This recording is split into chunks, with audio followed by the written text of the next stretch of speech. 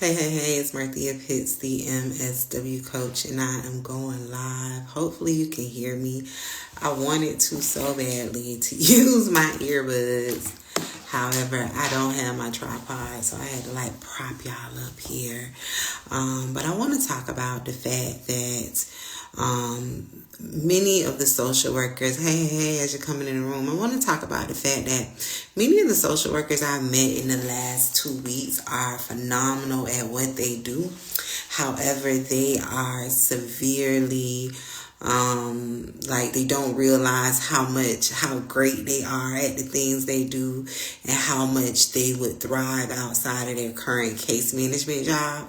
And I wanted to talk about some of the common reasons that I've learned about this week as to why I think they don't realize their full potential and their ability to get jobs outside of standard case management jobs. As you come in the room, tell me what city, what state you're in. If you have a question, drop a question. I really didn't have a topic, but I do want to reflect on this thing, but I'm also open to doing a Q&A. But some of the things that I noticed in the last 2 weeks with the social workers that I met is that they think on a systems level, right? And so I remember telling one social worker yesterday when he and I was meeting, I was like, the fact that you think about your work on so I'll give an example. He was talking about an issue he's identified in the system that he works within, right? Which is primarily with youth and young adults. And so while he was explaining this situation, he goes on to talk about how he's proposed to his organization in the past around we can partner with some area community-based organizations to deliver this specific type of service better to our partners. He's like, why are we trying to reinvent the wheel and help them with overcome this issue, when we are not necessarily the most skilled in doing that, right? And he went on to talk about how much backlash he got about making that proposing that idea in his standard nonprofit job. And then he went on to express his frustration with not being heard, not, being seen as a valuable addition to the team, all of the things. And so when I hear social workers voice complaints like that, I always have to stop you all mid-sentence and say that organizations like that are not designed to do anything with your proposed ideas and suggestions, largely because they have limited capacity. But more than that, what happens over time is when you stay in those organizations too long and you continue to propose these ideas, you continue to offer up these suggestions, you continue to problem solve and identify the issues within the organizational system, and you're not taken serious, you're almost seen as a burden more than a helper to the organization, it diminishes your career confidence. It diminishes your belief in your ability to get a job outside of a standard case management job. And so that's kind of where he is right now, where he's questioning his ability to do something outside of standard case management, standard direct practice. And I gave him the same conversation, but I wanted to come on and give you all the conversation as well, that if you are gauging your ability to do what I call a scary job, so these are jobs that are outside of a nonprofit setting, job or a social service setting, or wherever social workers typically work for case management, direct practice jobs, if you're gauging your ability to do that job, so let me back up. So if you go job searching and you look at a job title, and the job title sounds real large, real they have a lot of authority and power, right? Or if you look at the salary and you're and if that salary is outside of the norm of what you historically made, and you look at it and you're there's no way I can do a job that's paying $150,000, $200,000 a year if I've only made $60,000, $70,000 a year. That's what I call scary jobs where when you see that, you don't even like go any further to investigate what really are the requirements. What does this job really entail? You just automatically disqualify yourself and say that you there's no way you can do that. That's what a scary job is. So my point of explaining scary jobs is when you stay in jobs that over time erode at your career confidence, right? So going back to the example that I gave earlier with this social worker that I met, talked to yesterday, where he's telling me about where he's identified these deeper level systemic issues within the organization that he's working with, systems level issues rather. He's proposed some ideas, however, leadership and even his teammates keep shooting it down. What is happening, and it's happened with him and it happens with a lot of people. Okay, D, I'm going to answer your question. Thank you so much for giving me one. Oh, you said how would one prepare themselves to transition to a scary job? Ooh, D, okay, come on, D. I'll integrate that into this conversation. So what happens over time is it diminishes your career confidence. It silently erodes at it, right? So when you see the scary jobs, you think that you're not qualified because the people in your current job, or maybe even your not so, in the past jobs, didn't value you, didn't say, give you a pat on the back when you close 10 cases successfully in a month, when on average people only close maybe 1 case a month. You don't believe that you can do it because no one has acknowledged it. And I want to say that your value should not be based off of a typical organization where social workers work. So again, this may be local governmental organizations, it may be social service agencies, it may be nonprofits, wherever the standard like case management job is. You should not be basing your ability to get bigger, scary jobs, right? That's what we call it inside of the accelerator. Jobs with more responsibilities, higher pay. You should not be basing it off of what those people say in those organizations. And really the point of this conversation is, and again, I have this with people one-on-one when I hear them making these like connections, like, well, since the people in my current micro organization didn't say that I'm good at it, I don't believe I can, right? It shouldn't be based off of that. You should be, as a part of your ongoing like career development, be assessing, engaging your ability to get higher roles, higher level responsibilities, larger salaries, things like that, off of what you have done in the past, right?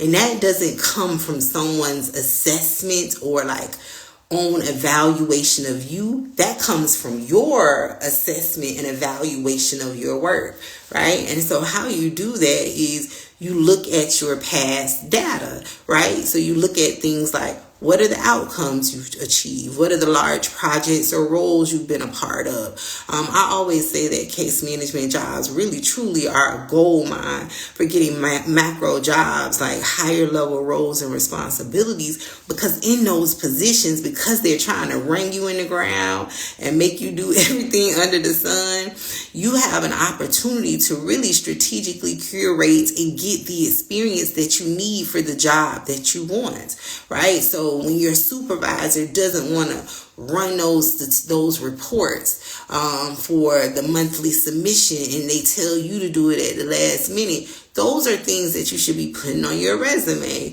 Those are things that if you enjoy it, right? Now, let me be clear. Just because you did it doesn't mean you need to go get a macro job doing it. I'm very big about, you don't have to be married to what you did in the past to get the macro job that you want. However, you should be paying attention to your data and saying, out of all of the extra things that I've done above and beyond what these people paid me for, what is written out on my job description, because on everybody's job description, the last sentence is 10% of your duties are undefined. And that's where they jam-pack everything under the sun that's not a part of your roles and responsibility. However, that's where the macro goal is. That's what I call it. That's where your higher level duties and responsibilities are. That's where you're being asked to go to the city and sit on a special panel to represent your organization. That's where you're running special reports. That's where you all are doing research, even though you're not in a research role, right? I encourage you to look at all of those higher level duties and identify, okay, maybe what were the top 3 things that I've done so far that were over and beyond clearly over and beyond case management work that I enjoyed, and then go and look at that data to see how good did you do it, right? And again, you don't base it on what the people in those organizations say, because they don't know and they are there to keep you in a small place, right? So how you base it is by looking at like what were the tangible outcomes attached to whatever you produced. So example is, I met a social worker last week who in her practicum, she conducted like 100-page reports where, wrote a 100-page report of this large, like, statewide research project that she did by herself, where she did like a landscape scan to identify a specific issue in the school districts in that state. She was an intern. She did that by herself. So how you will look at the data for that is, what did the organization get as a result of her producing that report? Because that report is still in use to this day, and she graduated years ago. So did it result in them getting money, getting additional funding? Did it result in them getting some type of accreditation or some type of like certification or something like that? Did it result in them meeting the annual deliverables of their grant funders? What did it result in, right? And so the bigger the result is, the bigger you are a big deal, because you helped them do something. So I'm just going to make up a hypothetical situation. So let's say that 100+ page report, that whole research project that she did, it wasn't a project, it was a research effort, right, that she did on her own and designed on her own and led on her own. Let's say that resulted in her organization getting an additional $200,000 a year in funding, which is not unheard of. I've had coaching clients like that who were in school social worker roles, case manager roles, and the result of what they did in their 10% of duties undefined resulted in their school getting millions of dollars a year, right? You look at the result of what you produce, and the bigger the result is, that means the bigger you are a big deal, and that means that you are more than capable to apply for a scary job. Okay, drop a 1 in the chat if you are understanding the examples that I'm giving you. This helps me gauge if I'm being clear. If it's not, drop a 2. You won't hurt my feelings. If you drop a 2, that means I'll give you a different example. But right now, I really want you to understand how I go back and look at your data to identify if you are qualified or more so capable. Because it's not about if you're qualified, it's about proving to you that you can do it to hit apply on a scary job. Thank you, D. D dropped the 1. When you give me engagement, I can help you, right? So let's see. I'm going to integrate some of D's questions because I did ask for a question. So D said, how would one prepare themselves to transition to a scary job? So the first thing is, because you acknowledge that that's a thing for you, the first thing I would say that you should do is go look at your data. Use the process that I just gave you. 2, you need to just start going through job boards and looking at jobs, right? Just clicking them open. Right now, you're just in the muscle building phase. It's almost like working out, right? When I was working out with my trainer earlier this year and last year, it's like, we're building muscle memory. It's like building muscle, right? You're gonna have to prove to yourself that I have the right to look at these jobs too.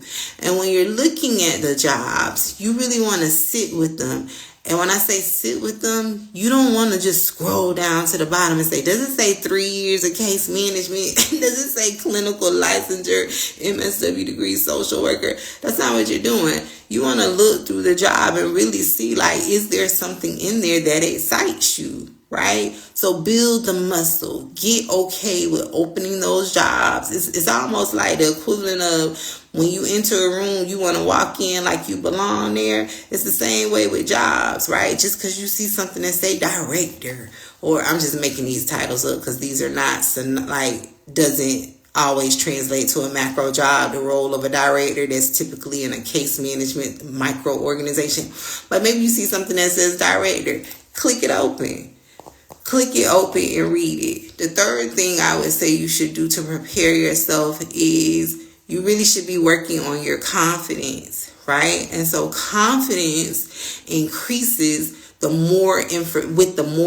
confidence increases by you having more information, right? I was telling one of my coaching clients Friday, I think it was, I said, I cannot stand the word self-efficacy. Ever since I learned in my PhD program that self-efficacy is rooted in has oppressive roots, I can't stand it, right? So how I explain it, because a lot of people think that they can't get these jobs because something is innately wrong with them, or they are lacking some type of skill or ability, which is like my plain language interpretation of the word self-efficacy. However, what I do know to be true over the last 10 years of working with people and helping them get jobs before I was even on the internet is, and even in my own pivot, right? Because my confidence used to be low. My belief in, can I really do that? However, what I realized with me is that every time I had more information specifically about my population, my issue, my confidence got higher and higher. My career confidence is up here, right? I get on the internet and say, I know what I know is right when it comes to getting macro jobs. Specifically, I may not know everything about tech jobs, but I know what I know is right when I talk about getting macro jobs. Why? Because I have spent the last almost 10 years studying the job market, not just because of macro jobs, but because that's a part of my professional background, right? And so I know that to be true because I also teach that to my coaching clients. Today I had Julia, who's one of my past coaching clients, come into my weekly coaching call for the Micro to Macro Career Accelerator today, and she led a workshop series. Julia, when I first met her, she reminded me a lot of me, right? Where we were superstars, but you didn't really want the people to know you were a superstar. A lot of y'all like that, right? A lot of y'all that follow my page are that way, where you don't want to outshine the people. You don't want to acknowledge that you're really, really good at what you do, but you know that you're good based on your past data and the fact that people make a big deal about your work and about your outcomes, even though they may never say to you, you are a superstar. D, you're really, really good at that, right? So today when Julia was presenting, all I could do was smile the whole time because her career confidence has increased tremendously because she's knowledgeable about her area, right? She's knowledgeable about her population and issue. And so that's why in my coaching program, I teach my coaching clients how to build that knowledge. So to answer Dee's question, how do you prepare yourself? The third way is work on your confidence by learning as much as you can about the respective area of work that you want to go into, right? So if it's not macro, because I know sometimes social workers follow me and y'all not interested in macro work. Let's say it's like you want to get into, I'm making this up, D, but you could drop and tell me what type of job you're interested in. But let's say it's project management or something like that. I hate to use that example because then in people's mind, they didn't equate that to go get a certification. That's not what I'm saying. What you need to do is you need to be spending a lot of time understanding project management. What are the strategies? What are the techniques? When you're in your cubicle waiting on your next client, you need to be reading something about project management strategies and techniques. Let me give a more macro specific example. So let's say that you're interested in doing work around healthcare access, specifically from the area of affordability, right? For, let's say, black and brown communities, uninsured communities, right? Self-payers. You need to be spending all of your time. Thank you, Joy. Yes. You need to be spending all of your time. I didn't have the comments updated. You need to be spending all of your time learning everything that you can about self-payers, uninsured people in the healthcare system. What does that look like, right? What does that look like? What are the issues? What are the barriers? What are the best practices to address this issue? Things like that. And the more knowledge you have about it, not from an academic standpoint, but from a real world application standpoint, what are they doing right now in this point in time in the world? You should be able to tell me, not in hypotheticals like in an academic setting.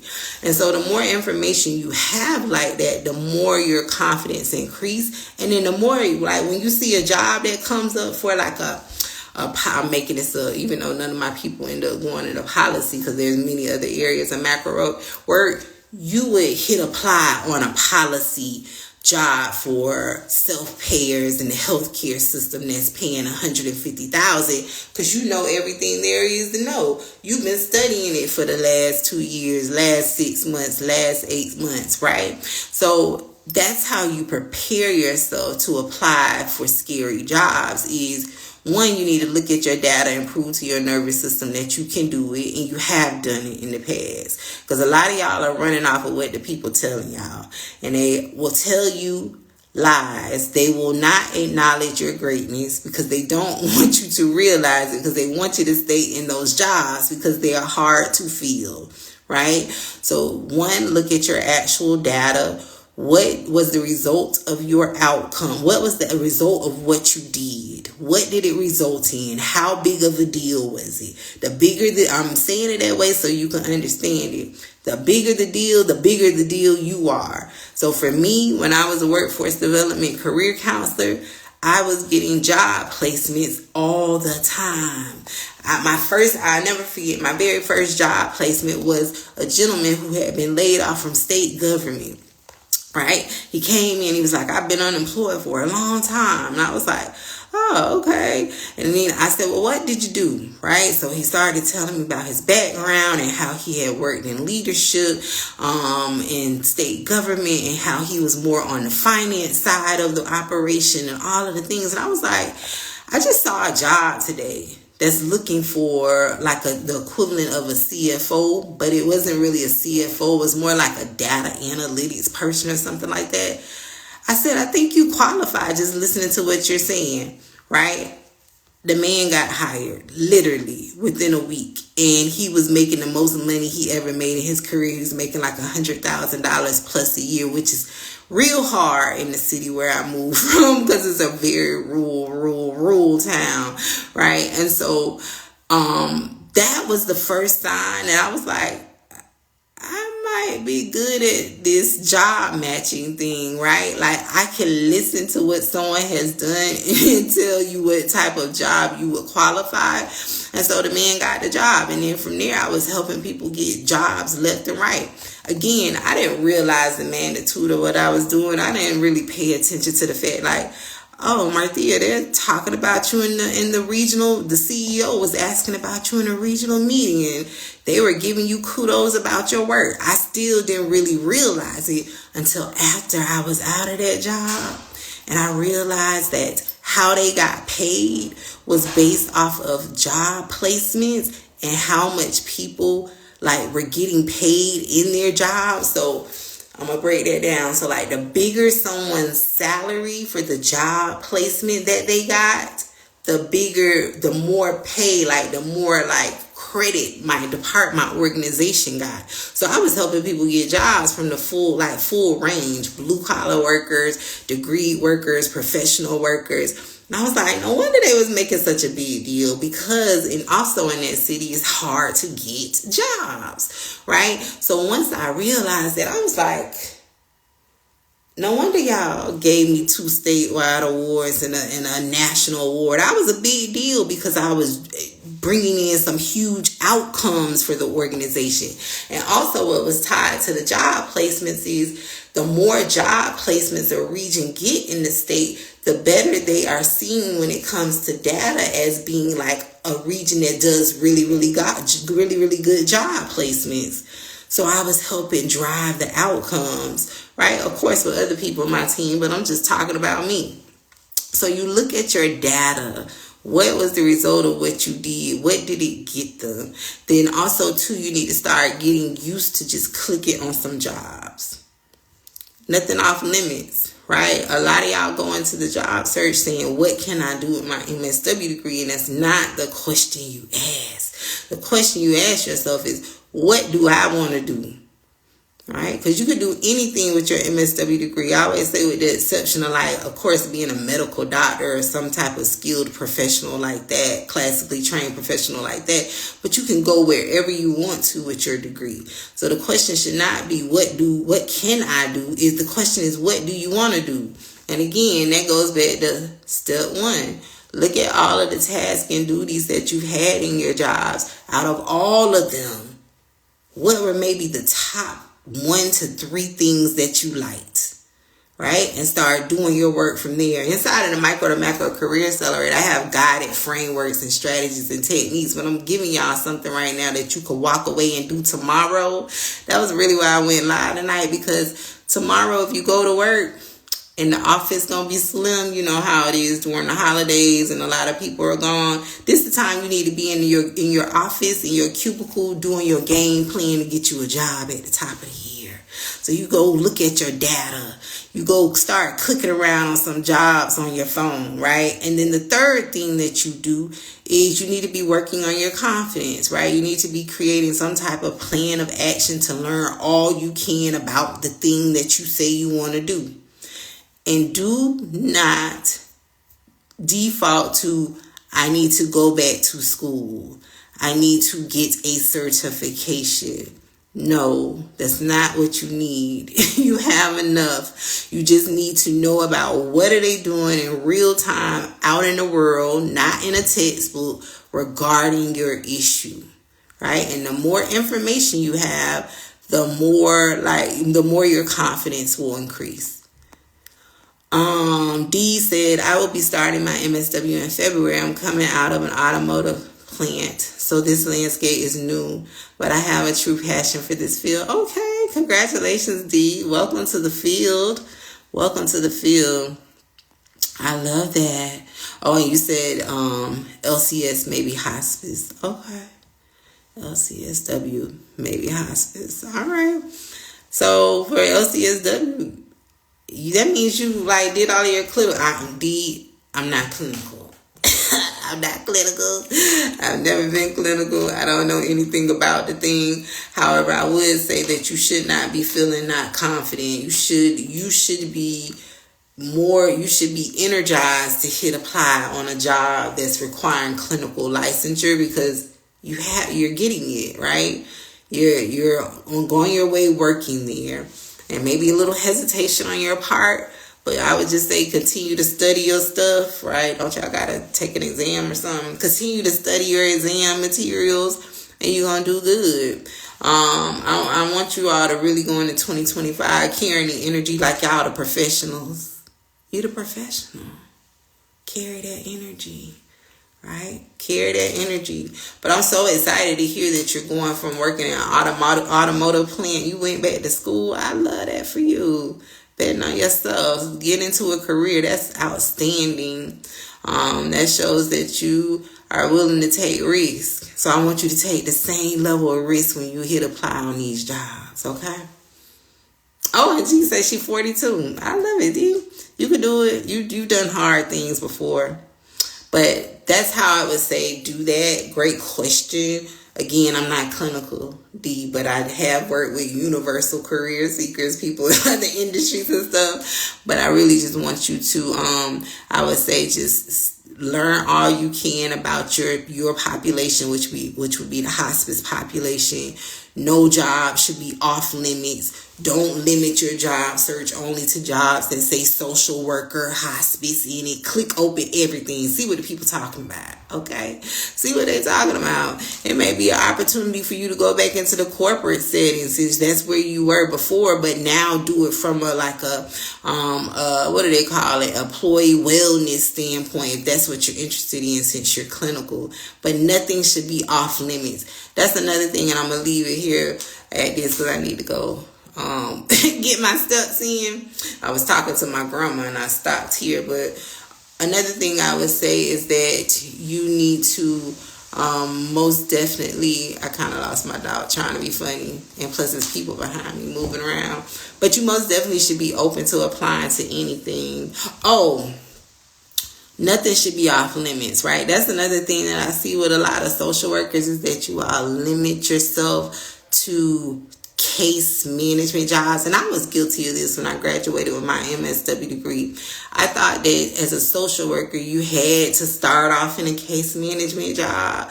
You had to start in a direct practice job until I was like, no, I know how to get jobs, right? Who says I have to start here and you don't? So if you're carrying that same belief, like I just graduated with my degree, so I gotta work as a case manager, you don't. That's not a rule. If you already have work experience somewhere else, you should really be trying to get a job that builds off of that. We ain't going back down the career ladder. We should be going up the ladder, right? We should not be taking reduction in pays. We should not be taking demotions. None of that. You should be moving upwardly, right? The whole purpose of going to get a degree for many of us, right? Unless you have a different setup and you got some people taking care of you. But the whole reason of going back to school to get a degree was for upward mobility, right? You get a degree to get a better job. So with that, we should not be taking demotions. Don't do it to yourself. Reconsider, okay? So I really wanted to talk to you all about that. Hey, Rose, how you doing? Great point. Everyone always says we should pay our dues or start in case management. Oh, so they actually say that? I just thought that. Oh, wow. Yeah, don't do it. Don't do it to yourself, especially if you have work experience. And then Rose says, or the school's constantly sending us low-paying jobs. Yeah. So you really have to take charge of your own career because these people will lead you into the woods if you listen to them, right? Misery loves company. That's all I'm going to say with that. But I also want to let you all know that I'm having a webinar on January 5th about how to identify your transferable skills. So I talked about the data. Look at all of this coming together. This wasn't even planned. I don't even have notes. I stopped here on my way to go get my steps. But on January 5th, I'm having a webinar called how you're already qualified for macro social work jobs. And it's where I break down the top 5 transferable skills that every social worker has. Even D, who's coming from corporate, working on the automotive plant, D even has these transferable skills, right? And I created this webinar to show you how you're already qualified for the scary jobs. You already qualified. You just don't know how to identify the high level experience that you have.